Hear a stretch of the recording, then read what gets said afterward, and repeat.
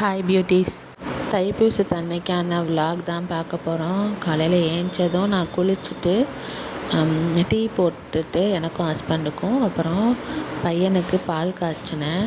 அப்புறம் டீ குடிச்சுக்கிட்டே இன்றைக்கி பூஜை எப்படி பண்ணணும்னு யோசிச்சுட்டு, அப்புறம் 35 இயர்ஸில் ஃபஸ்ட் டைம் நான் விரதம் இருக்கேன்.